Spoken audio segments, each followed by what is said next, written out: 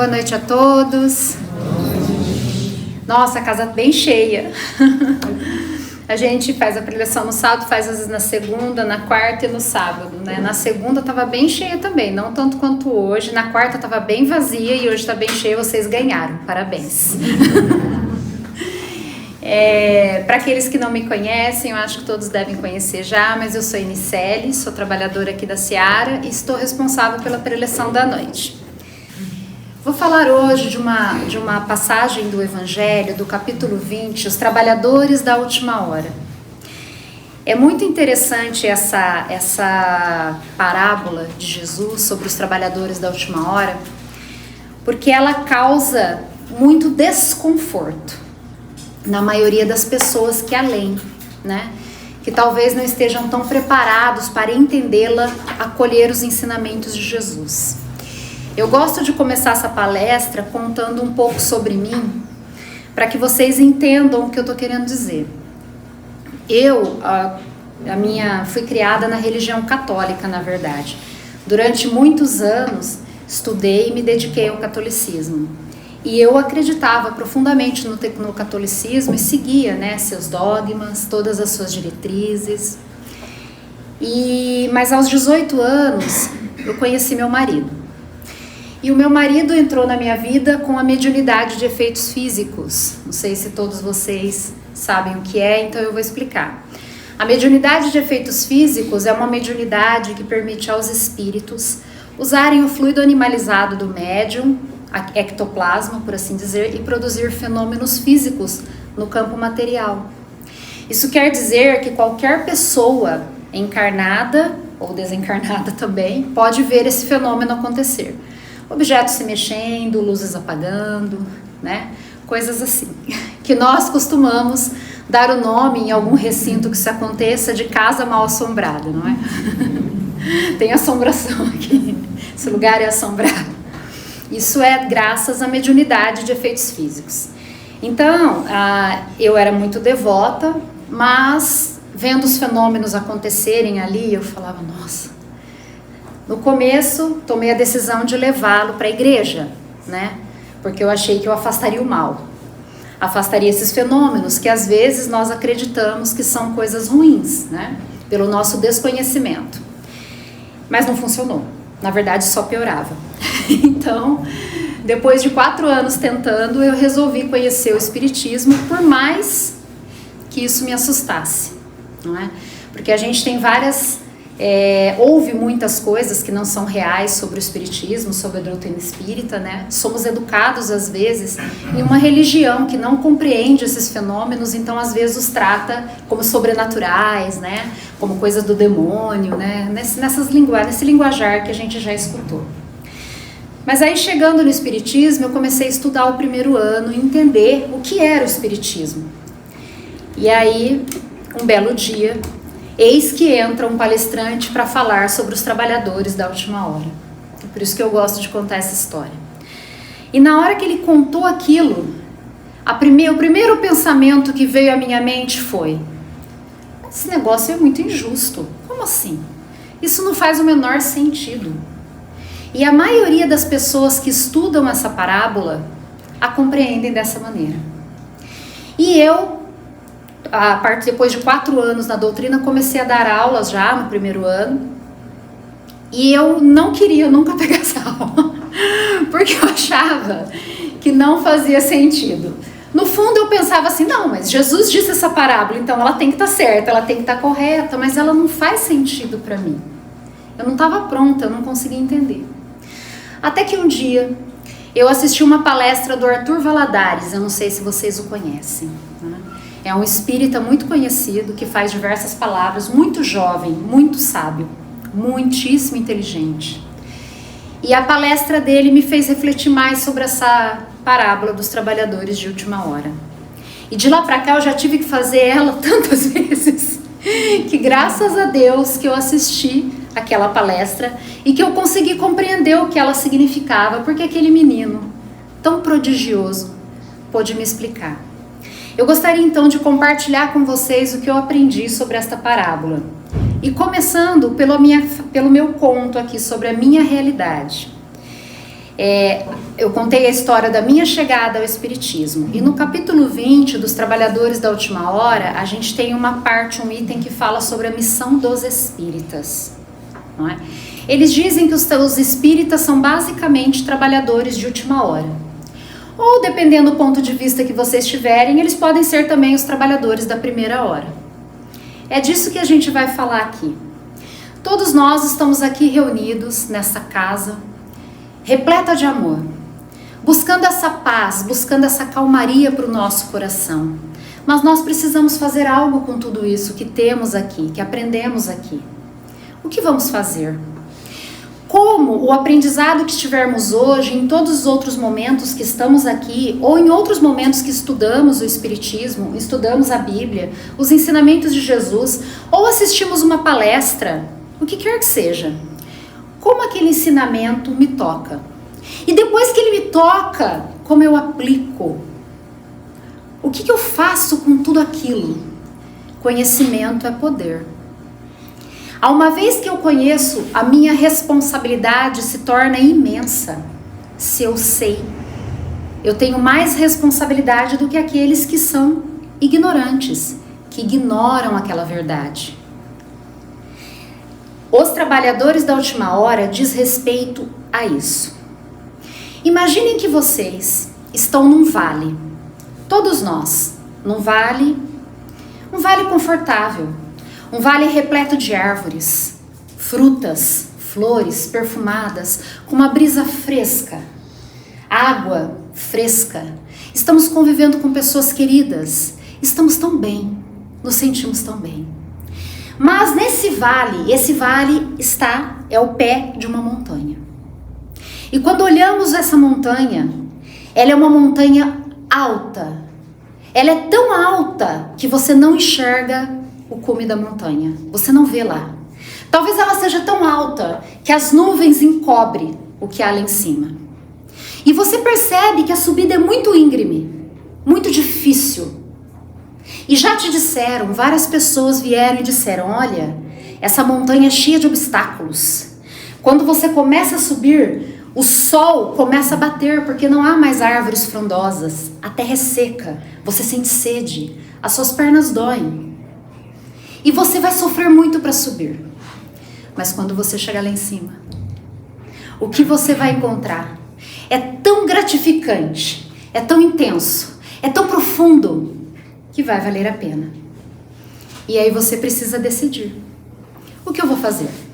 Eu fico aqui, nesse local tão tranquilo, tão gostoso, que me traz tantos prazeres para o corpo físico, tantos prazeres pela convivência com aqueles que amo. Ou eu subo a montanha, cheia de dificuldades, cheia de obstáculos, cheia de vicissitudes, cheia de perigos. Eu não sei o que eu vou encontrar. Cheia de sacrifícios. Eu subo a montanha e quando eu chegar lá, me disseram que eu serei muito, muito gratificado. E se não for verdade?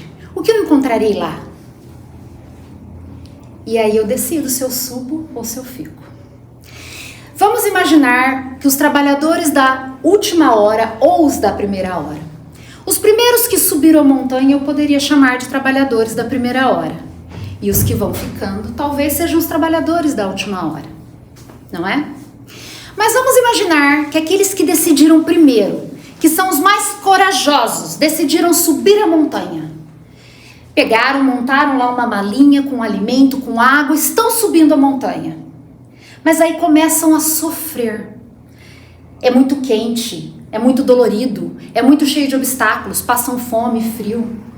Percebem pelo caminho pessoas que roubam a sua comida, que tomam os seus bens mais preciosos. Não tem mais a convivência fraterna daqueles que lhes são caros. E essas pessoas talvez desistam.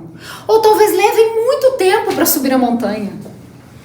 E elas levem 10 anos, 20 anos para subir a montanha, 30, 40 anos.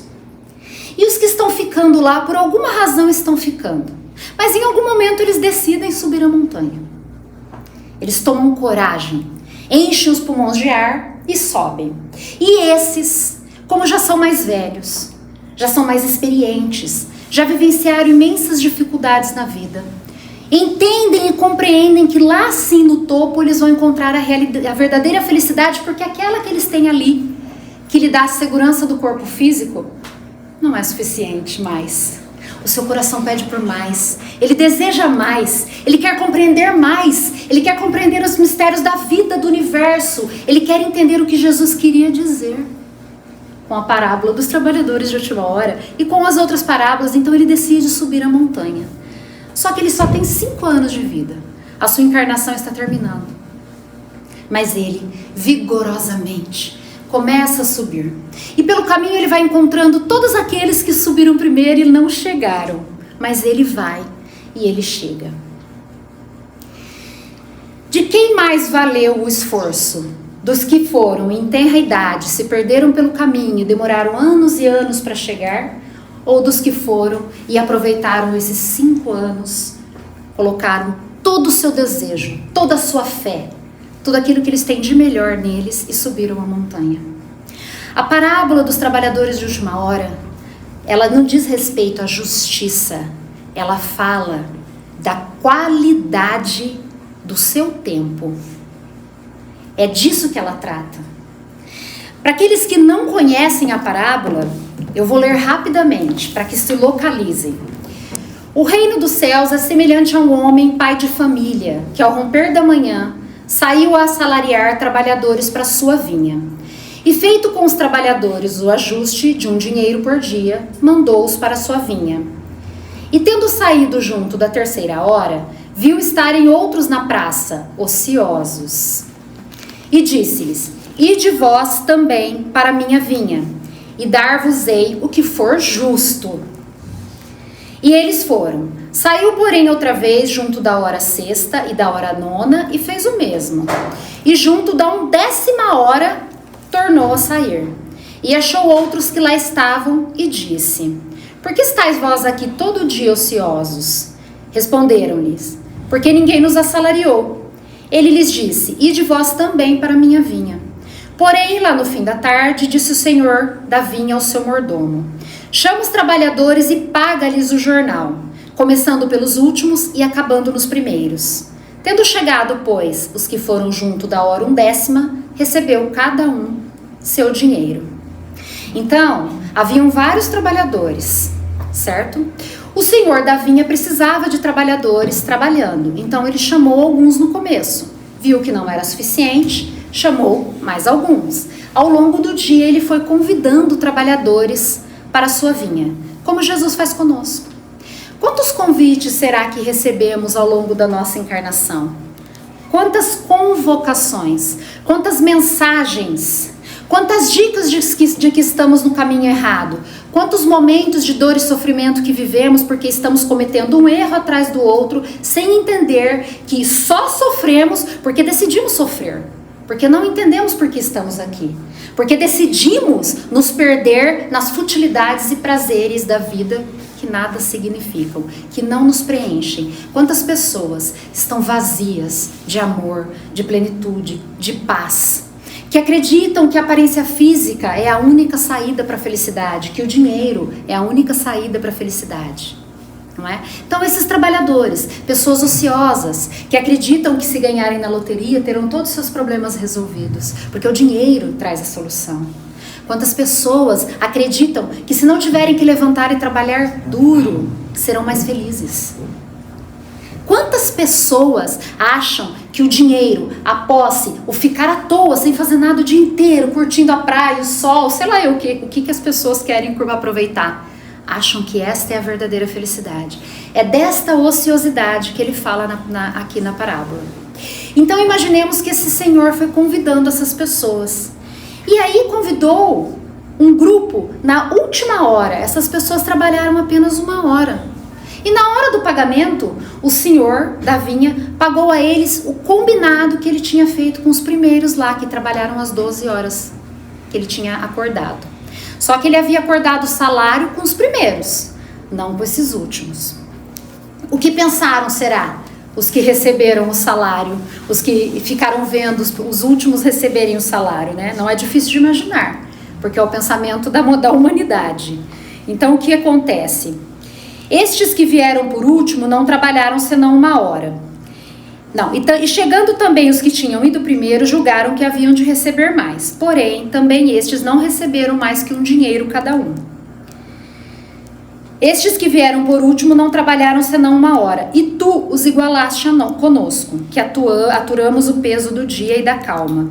Porém, ele respondendo a um deles, lhe disse: Amigo, eu não te faço agravo. Não convieste tu comigo num dinheiro? Toma o que te pertence e vai-te, que eu de mim quero dar. Também a este último tanto quanto a ti. Visto isso, não me é lícito fazer o que quero? Acaso o teu olho é mau porque eu sou bom? Assim serão últimos os primeiros e primeiros os últimos, porque são muitos os chamados e pouco os escolhidos. Então ele pagou o dinheiro para os últimos e o mesmo dinheiro para os primeiros. Os primeiros acharam ruim, porque eles mereciam mais. Isso é justiça. Só que essa é a justiça do homem, não é a justiça de Deus. Porque nós não compreendemos o que é justiça na verdade. Não compreendemos o que é justiça em essência. Achamos que justiça está associada à violência, a tomar o que é meu por direito, a um mérito que eu tenho porque eu trabalho mais do que o outro. Achamos que justiça está associada a padrões morais que estamos muito abaixo do que é aquilo que vamos alcançar com a nossa evolução. Não entendemos o que é justiça. Não entendemos a justiça de Deus. Então essa parábola não se trata de justiça, se trata de qualidade, de esforço. Porque talvez os trabalhadores que foram na última hora queriam ser reconhecidos. Porque eles imaginaram que se eles pudessem doar tanto de si quanto possível naquela última hora, no dia seguinte eles seriam contratados novamente. Enquanto que os primeiros tiveram o dia todo, olharam a quantidade de trabalho e talvez tenham pensado: nossa, mas a gente tem tanto tempo, vamos devagar, vamos trabalhando mais ou menos, um pouquinho ali, um pouquinho ali, vamos descansando. E não colocaram tanto trabalho, tanto esforço ali. Tem um livro, uma mensagem de Emmanuel muito, muito interessante, que fala sobre o trabalhador relacionado ao trabalho serviço e ao trabalho ação, que é muito importante nós entendermos aqui. Qual a diferença de trabalho serviço e trabalho ação? O trabalho ação é assim: imagina que você tem uma coisa para fazer, é aquele trabalho, e você sabe quais são as ações que você tem que trabalhar aqui, fazer naquele dia, e você age de acordo com aquilo que você entende que vai ter o resultado necessário para o seu trabalho. Mas você não queria muito fazer aquilo, porque é cansativo, porque é chato, porque você preferia fazer outras coisas, o seu coração não está ali. Mas o seu trabalho, ele tem resultados bons. Por mais que eu não esteja muito motivado, muito interessado, por mais que eu não tenha posto a minha alma naquilo, eu fiz com a minha ação, ajudou muita gente. Fez com que as pessoas tivessem recebido coisas boas devido ao meu trabalho. O trabalho serviço é aquele que a pessoa entende a importância. Ela coloca a sua alma profundamente. Ela sabe quando aquilo é importante. Ela sabe quantos ela vai atingir com aquilo. Então ela se doa completamente. Ela faz aquilo com uma alegria tão profunda que deixa de ser trabalho para ela. E mesmo sendo difícil, e mesmo que ela sofra, e mesmo que ela se canse, e mesmo que ela fique infinitamente ali trabalhando, e vendo o trabalho dela atingir uns poucos mais, e se demorar mais para crescer como ela gostaria, mas ela sabe que aquela pessoa que ela atingiu já foi extraordinário, porque ela mudou uma vida, ela ajudou uma pessoa, ela põe a alma dela.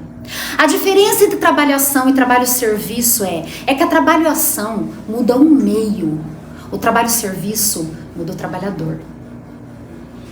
É incrível, né? Por isso que Emmanuel é quem ele é.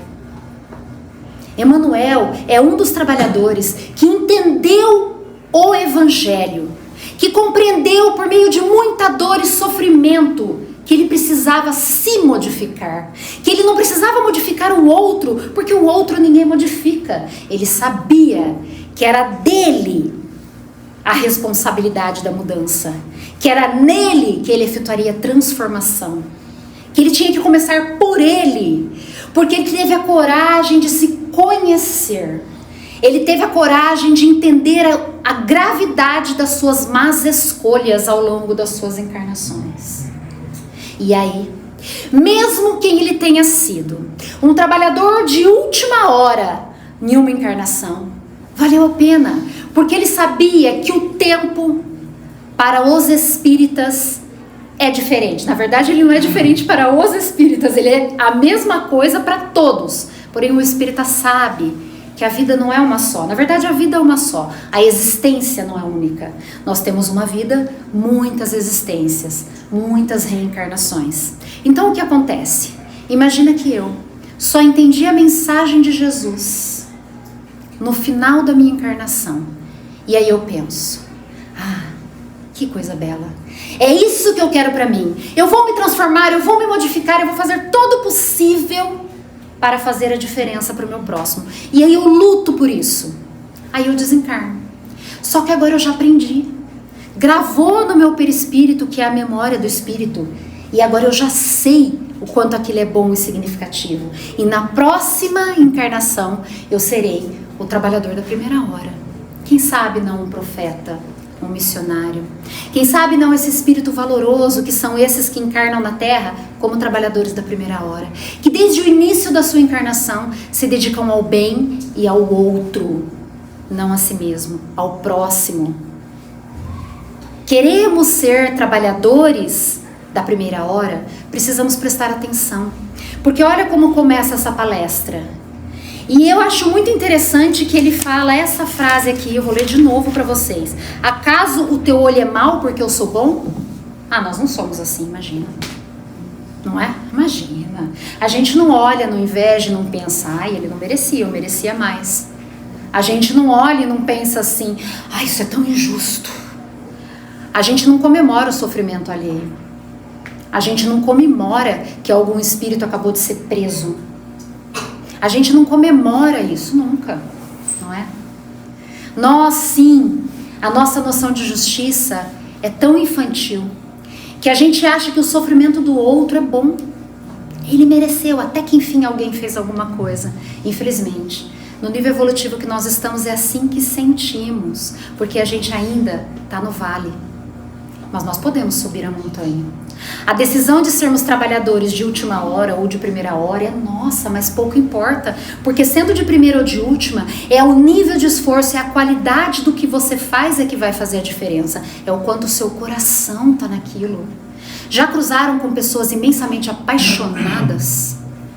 Aquelas pessoas que brilham de tanta paixão por aquilo que elas fazem, elas acreditam naquilo. Elas brilham e inundam o ambiente com a sua alegria, com a sua jovialidade, com a sua juventude, não importa a idade que tem. Elas preenchem o ambiente porque elas fazem com que nos sintamos seguros, que há uma coisa melhor, que eu posso ser melhor do que eu sou. Eu posso buscar isso. E aí eu queria trazer uma outra coisa que a palestra traz aqui, da palestra não, a parábola, muito interessante. Por que será que quando Jesus contou essa parábola, ele falou sobre a vinha? Por quê? Ele podia ter usado tantos exemplos, né? Tantos tipos de plantações, não é verdade? Comércios, criação de gado, de outro tipo de alimento que não fosse, né? Mas ele escolheu a uva, a vinha. Interessantíssimo, porque ali na vinha nós temos as videiras que produzem uva e a uva faz o vinho. E aí você pode pensar que é estranho Jesus pedir para trabalhar no vinho, que é uma bebida alcoólica. Mas o vinho, ele tem uma simbologia e um significado muito especial. Os vinhos, quanto mais envelhecem, melhores eles são. E mesmo que você não seja um apreciador, mesmo que você não beba, todo mundo sabe disso. Quanto mais velho o nosso espírito, melhor nós seremos. Ele fala dessa analogia da condição espiritual. Quanto mais nós vivemos, mais nós nos espiritualizamos, mais nós aprendemos, mais nós nos burilamos, mais nós sofremos. E o sofrimento faz de nós pessoas cada vez melhores. Se nós não estamos preparados ainda, Deus é muito bom, é infinitamente misericordioso e Ele vai permitir que cada um encontre o seu momento, o seu tempo, a sua hora. Ele vai permitir, porque nós somos seus filhos e Ele não vai nos punir. Quem faz a punição somos nós mesmos. Nós nos punimos porque a nossa mente nos pune. Não tem nada a ver com Deus. Se eu faço mal, eu recebo mal. Porque a lei do universo faz, né? A lei de ação e reação faz com que eu receba de volta. A lei do retorno, como Kardec chamou. Mas é porque eu fiz o mal para alguém, então eu vou receber esse mal. Se eu fizer o bem, eu só recebo o bem. E como nós teremos dúvida ainda? Precisamos trabalhar esta humildade dentro de nós. Se vamos ao centro espírita todos os dias, todas as semanas, todas as segundas e quartas, mas o nosso coração não está lá. Estamos lá, mas o nosso coração não está. Porque eu preferi estar em casa fazendo essa coisa. Não, mas é minha obrigação. Eu aprendi que eu tenho que ir à casa espírita, mas o meu coração não está lá. Então eu sou um trabalhadoração. Mas se eu percebo o quanto o meu tempo é valoroso, o quanto eu quero aproveitar cada minuto, porque eu quero evoluir cada vez mais. Eu quero no futuro ser um profeta, um missionário de Jesus. Eu quero ser convocado pelo próprio Jesus para estar aqui fazendo o melhor trabalho que eu puder pelos nossos irmãos encarnados na Terra. É isso que eu quero. Eu coloco todo o meu espírito, toda a minha alma, tudo aquilo que eu acredito, e estou lá. Eu não estou lá porque eu sei que é minha obrigação, porque eu tenho que ir, né? Eu estou lá porque eu sei que é o certo e porque eu me sinto feliz de amparar e de ajudar. Eu quero ser um trabalhador da seara de Jesus. E precisamos prestar atenção, porque a encarnação, ela é ruidosa, ela é barulhenta, tem muito barulho em torno de nós. É como se nós estivéssemos numa discoteca. Sabe aquelas discotecas que nós íamos quando eram jovenzinhos? Estávamos lá, aquele barulho, aquela luz me confundindo, você não conseguia enxergar nada, ver ninguém, você estava confuso. É assim que estamos na encarnação. Muito, muito barulho em torno de nós. Só que a gente só consegue ouvir Jesus no silêncio. Então precisamos calar a nossa mente. Precisamos ignorar os ruídos externos e alheios. Preciso olhar para dentro de mim, ouvir o meu coração quando ele bate, a minha respiração. Silenciar a minha mente, aprender a me concentrar. Fazer práticas de meditação, de yoga, mindfulness, que está muito na moda, não é? Isso que eu preciso fazer. Me dedicar à causa de amar ao próximo, fazer caridade, amparar o outro. Doar o meu tempo de uma forma honrosa, digna. Assim eu vou calando o barulho externo para ouvir Jesus. E quando eu ouvir Jesus, eu ouvirei os seus convites. Todos que surgirão na minha vida, em todos os momentos, os mais singelos, os mais simples, até os grandes, que eu sei que eu preciso partir para o trabalho-serviço. São os convites de Jesus que aparecem para nós cada minuto, cada momento do nosso dia, que vão nos ajudar a sermos esses trabalhadores, para que tenhamos a condição de estar ao lado do Cristo o quanto antes, porque é isso que eu desejo. Ou ninguém aqui quer ser recebido como Chico Xavier foi recebido, pelo próprio Cristo. Já imaginaram? Ser recebido pelo próprio Cristo? Que extraordinário. Então podemos utilizar o tempo da nossa encarnação, como Eurípides Barçanufo, que teve uma encarnação curta e mesmo assim fez o melhor que ele podia. Podemos aproveitar a nossa encarnação com a humildade necessária para o nosso aprimoramento moral, como Lívia, que eu trouxe o exemplo de Emmanuel. Quando Emmanuel era Públio Lentulus, o senador da República, que esteve lá na condenação de Jesus e que não moveu uma palha para ajudar Jesus, foi consultado por Pôncio Pilatos, mas nada fez, porque Públio era orgulhoso, tinha o coração endurecido, mas ele tinha uma esposa que tinha conhecido Jesus, sabia o que eram seus ensinamentos. E Públio, Durante 25 anos não falou com Lívia, porque achou que Lívia o havia traído com Pôncio Pilatos, que não era verdade. Mas ele acreditou nisso e ignorou a esposa por 25 anos. E a esposa, todos os dias, humilde, serena, tranquila, continuou amando o marido da melhor maneira e fazendo tudo o que podia por ele. Por 25 anos, em silêncio, o marido não falou com ela. E foi graças a Lívia que hoje a gente tem essas belas lições de Emanuel, porque ele era Públio Lentulus.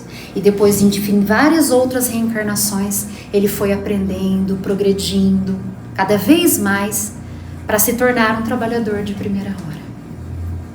Humildade é a primeira lição que temos que praticar para sermos esses trabalhadores de Jesus. Vamos encerrar com uma oração. Pedimos a Deus que nos ilumine, que nos permita sentir a sua presença, que nos permita desenvolver esse potencial que temos em nós, tão belo, tão extraordinário, que só cabe a cada um de nós. Nos dê a coragem, Senhor, e a força necessária para atender seus desígnios, para te escutar. Tudo o que pedimos, Pai, queremos te ouvir e te assimilar em nosso coração, para que a tua paz nos preencha, para que estejamos cheios de ti, porque aí poderemos falar como Paulo de Tarso: Jesus vive em mim, e nesse momento seremos realmente felizes. Que assim seja. Muito obrigada a todos por me ouvirem. Peço a vocês que mantenham o pensamento elevado para que o passe seja mais benigno.